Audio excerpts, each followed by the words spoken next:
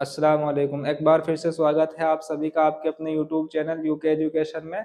इसमें class 10th UP board का math के बेसिक कॉन्सेप्ट के अलावा एक-एक क्वेश्चन की तैयारी कराई जा रही है, जो बोर्ड एग्ज़ाम के लिए बड़ी इम्पोर्टेंट है और टॉपर के लिए ख़ास ज़रूरी है कि एक-एक पॉइंट को ध्यान में रखते हुए तैयारी करनी है। अभी हमने इस पहली एक्सरसाइज़ का 1.1 का पहला क्वेश्चन और दूसरा क्वेश्चन कराया। अब तीसरे क्वेश्चन की तरफ चलते हैं। तो देखिए शुरू करते हैं कि तीसरा क्वेश्चन क्या है। अभाज्य गुणनखंड विधि द्वारा निम्नलिखित पूर्णांकों के में से और ले से ज्ञात करने। अब आपको ये याद रखना है कि जैसे 2 या 2 से अधिक संख्या है, उनका में से और ले से निकालने के लिए क्या चीज़ कही गई थी? में से उस चीज़ को बोला गया था कि जो चीज़ इनके फैक्टर करने के बाद अभाज्य गुणनखंड जो किए गए हैं, उनमें जो भी कॉमन पॉइंट होगा वही आपका में से, और इसको इंग्लिश में क्या बोलेंगे? एचसीएफ बोलेंगे। लेकिन एलसीएम किसको बोला गया था?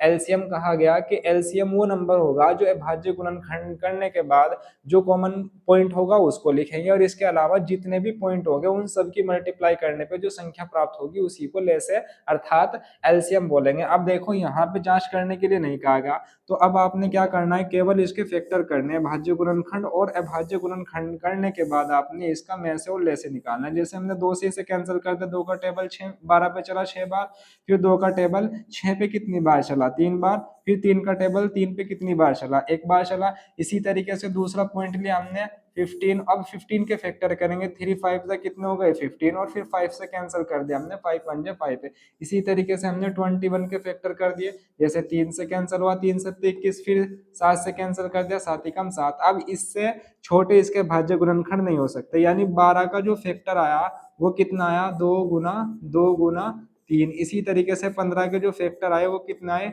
3 गुना 5 आए, और 21 के जो फैक्टर आए वो कितना आए? 3 गुना 7। आपको नजर भी आ रहा होगा, ये इनको फैक्टरों को अलग अलग एक एक लाइन छोड़ के ऐसे लिखना है मैथ में, तो ये अच्छे तरीके से आप लिख सकते हो। उसके बाद आपने लिखा कि एचसीएफ किस किस का? 12 का, 15 का और 21 का एचसीएफ निकालना। एचसीएफ किसे बोला गया था? अब ये जो इसके भाज्य गुणनखंड है उनमें ये देखो कौन सा पॉइंट ऐसा है जो तीनों के अंदर हो, तीनों में सिमिलर हो। जैसे 3 यहाँ पर भी है, 15 के अंदर भी है और 21 के अंदर भी है, तो आपका यही होगा में से, क्योंकि ये कॉमन पॉइंट है, इसको बोलेंगे में से। ऐसे ही आपने लिखना है एलसीएम, जिसको क्या बोलेंगे हिंदी में? ले से। किस किस का निकालना आपको? 12 का, 15 का और 21 का। सबसे पहले ये देखो जो सबसे छोटा पॉइंट है वो आपने देखा कि 2 है, लेकिन ये देखो कि 2 क्या ऐसा को ये 2 सबसे छोटा पॉइंट होने के साथ साथ क्या कॉमन पॉइंट भी है? नहीं।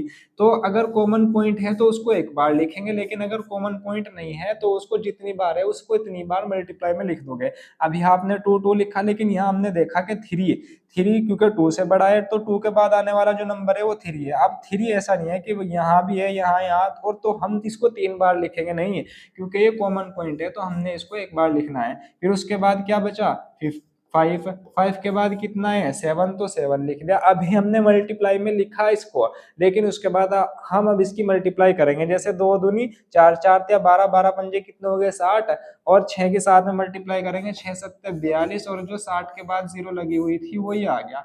तो इस तरीके से आपका एचसीएफ 3 आया और एलसीएम 420 आया। ये इस क्वेश्चन का ये आंसर हुआ। इसमें जांच नहीं करनी, क्योंकि जांच करने के लिए कहा भी नहीं गया। और दूसरी बात ये भी याद रखनी है कि जब 2 पॉइंट दिए जाएंगे और उनको एचसीएफ एलसीएम निकालने के लिए कहा जाएगा तो उनकी जांच पूछी जाएगी।